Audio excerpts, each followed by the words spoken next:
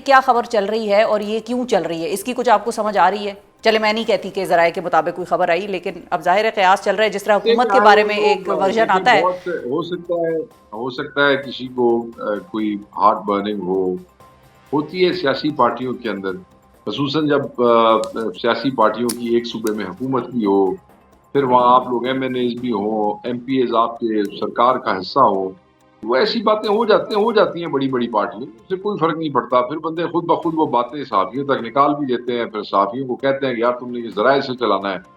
ते तुहाड़ा की ख्याल है? तुसी समझदे हो कि तुहाडे बिल्कुल। जेह्ड़े सहाफ़ी यहाँ पर इत्थे बहरहाल जेम्स बॉन्ड यहाँ ने पर बहरहाल पूरा ज़राए के कोशिश अलावा होना जुनैद चाहिए अकबर असली खान काम साहब को भी करनी है। कोट हुआ हुआ है, उस न्यूज़ आर्टिकल में जुनैद अकबर खान साहब को भी कोट किया हुआ है ज़राए के बस अलावा। आप ये देख लेना अभी, फिर आप ये देख लें भई ये खबरों का फ़ायदा किसको है? तो आप कड़ियाँ मिला लें खुद ही बैठ के। बात ये है कि खान साहब ने बड़ी सख्ती से कहा था कि पार्टी का कोई भी मैटर जो है, उसको आपने सोशल मीडिया पे, इलेक्ट्रॉनिक या प्रिंट मीडिया पे नहीं लाना। खान के अल्फाज से जो मैंने ट्वीट किए थे कि अगर कोई ऐसा करेगा, सोशल, प्रिंट और इलेक्ट्रॉनिक मीडिया पे कोई ऐसा इख्तलाफ जो है उसकी तशहीर ठीक करेगा है। जिससे पार्टी में तकसीम की फ़िज़ा पैदा होगी, तो मैं उसको खुद अपने हाथ से पार्टी से निकाल दूँगा। ये इमरान खान साहब का हुक्म था। मैं ये समझता हूँ कि ये जो बुरी रवायत है ना खुद खबरें फ़ीड करके तो उसको ज़राए से चलवाने की, इट शुड बी डिस्करेज्ड। ठीक है। साफ़ियों को भी इसे डिस्करेज करना चाहिए, मगर बहरहाल साफ़ी चाहता है कि ये ब्रेकिंग न्यूज़ ही चाहता है ना, कोई गल हाँ गलती हो जी, गई, अब ठीक सहाफ़त है। सहाफ़त थ्राइव्स ऑन क्राइसिस है ना, ये अब अनफॉर्चुनेट चीज़ है शेख साहब, लेकिन this is how it is. अच्छा ये बताइए कि जो अगला मेरा सवाल था वो आपसे, वो टेक्निकली ये था कि अब जो जलसा होना है पेशावर का, उसके हवाले से क्या प्लान बना है आप लोगों का, उसके हवाले से क्या प्लानिंग हो रही है?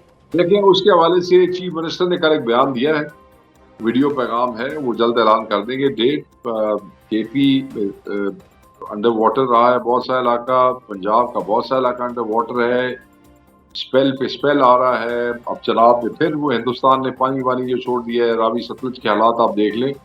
तो वो खान साहब ने भी कहा था कि सैलाब के हालात देख के आपने सितंबर में डेट देनी है, तो उन्होंने चीफ मिनिस्टर ने कहा है कि वही मेज़बान है कि वो डेट दे रहे हैं सितंबर की।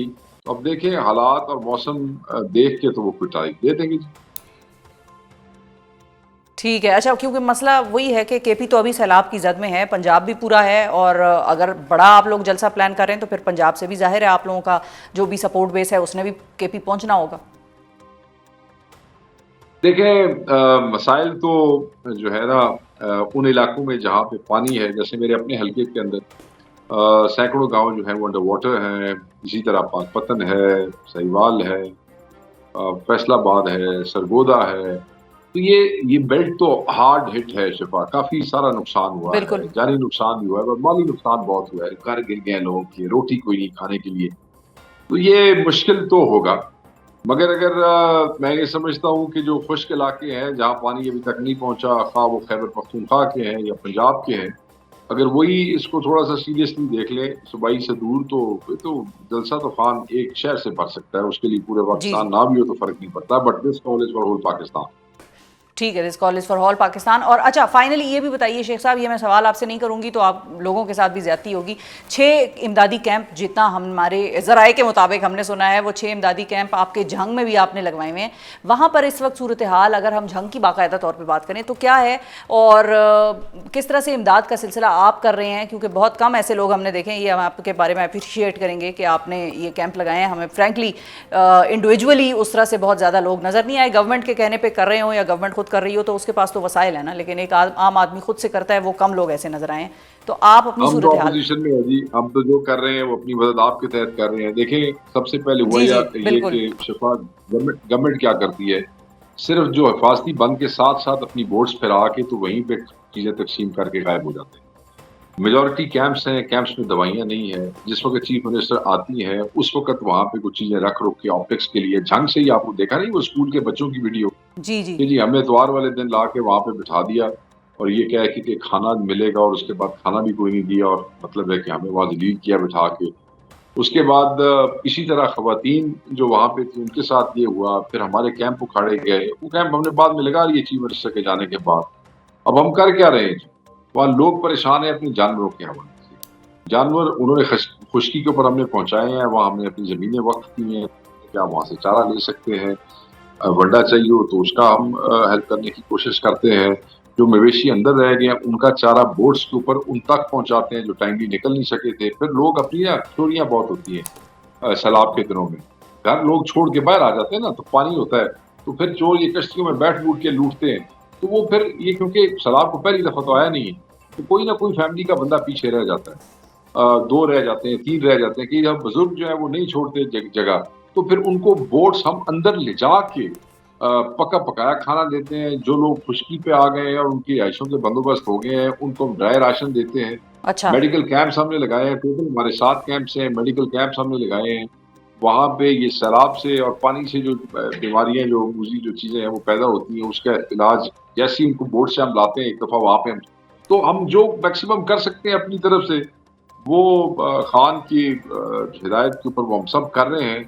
और बस अल्लाह ताला से दुआ करते हैं कि हमें ज़्यादा से ज़्यादा लोगों की हेल्प करने की तौफीक दें, हम ज़्यादा से ज़्यादा लोगों तक पहुँच सकें, क्योंकि मुसीबत बहुत बड़े स्केल पे है।